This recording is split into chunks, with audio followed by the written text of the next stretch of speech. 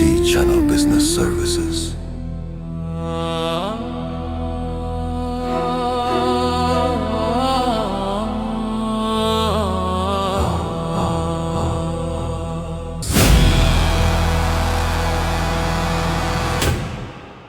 Welcome, dear followers, to MT Channel. Today, we're going to demystify a really crucial part of Saudi labor law that affects just about everyone.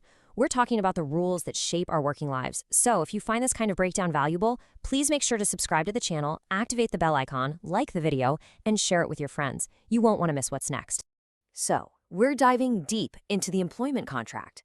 We're going to follow the entire journey of a job, right? First, we'll look at how the contract is created. Then we'll get into the day-to-day stuff, your duties, the company's duties, and what happens when rules are broken.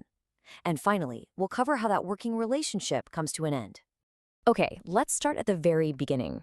Every single job is built on a foundation, and that foundation is the contract. But what does that actually mean legally? Well, the law is super specific about this, so let's break it down. At its heart, the law keeps it pretty simple. Article 50 says a contract is just an agreement where you work for someone in exchange for pay. But here's the fascinating part.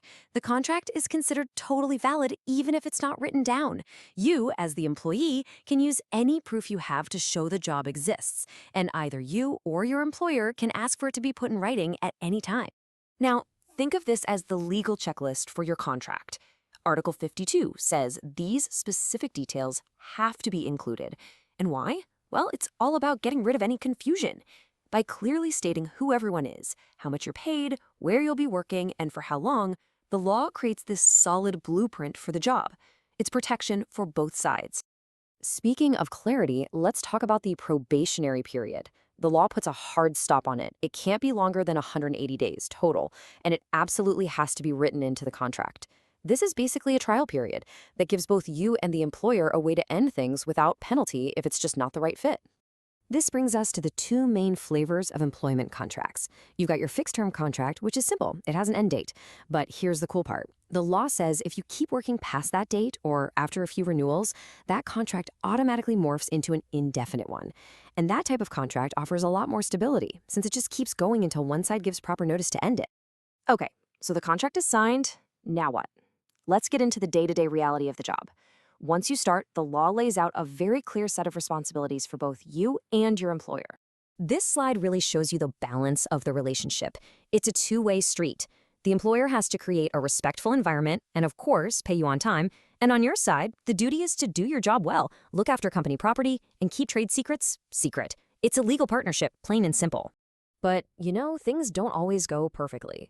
So what happens when one of those duties isn't met? What happens when the rules get broken?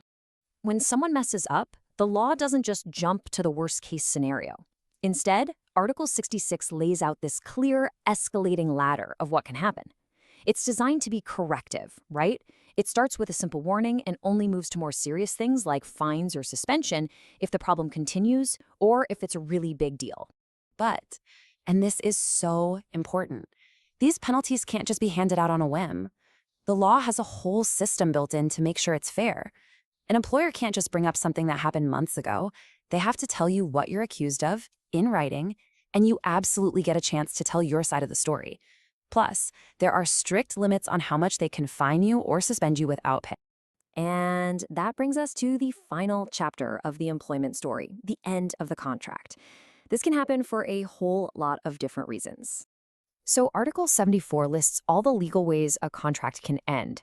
Some are pretty straightforward, like you both agree to part ways, or a fixed-term contract just runs out.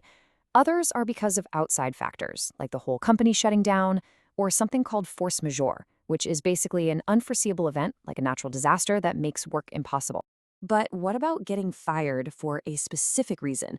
I think this is the question everybody has. Can an employer just fire you right then and there, without any warning or compensation?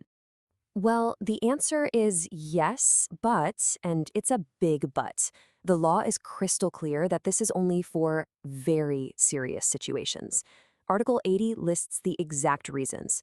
We're talking about things like assault, deliberately damaging company property, or just not showing up for weeks on end. These are actions that completely shatter the trust that a job is built on. Okay, so now let's flip the script. Does the employee have a similar kind of power? Can you ever just walk away from a job without giving any notice? And here's where you really see the balance in the law. The answer is yes, absolutely. Article 81 gives you the right to leave without notice if your employer is the one who breaks the contract in a major way. For instance, if they don't pay you, if they create an unsafe workplace, or if there's mistreatment.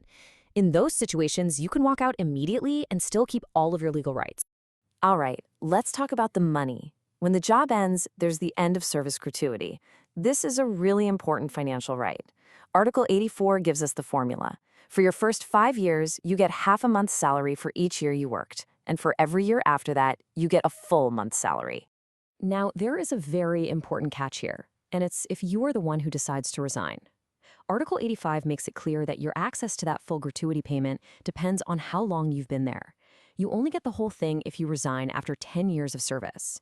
If you leave before that, you get a smaller portion, as you can see right here.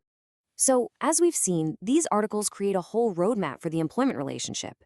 They set the rules of the game, from day one to the very last day, and they spell out the rights and responsibilities for everyone involved. It's a system that's really designed to provide structure and fairness, which leads us to a pretty big question to think about. Does this system really strike the perfect balance between protecting workers' rights and also allowing businesses to thrive? You know, that's a huge question, and it's always up for debate. But just understanding these rules is the most important first step. Knowing your rights and your obligations empowers you, no matter which side of the desk you're on. Thank you so much for watching. If you found this useful, please do give it a like and share it with someone who might need it. And don't forget to subscribe to the channel and hit that notification bell for more breakdowns like this one. We'll see you next time.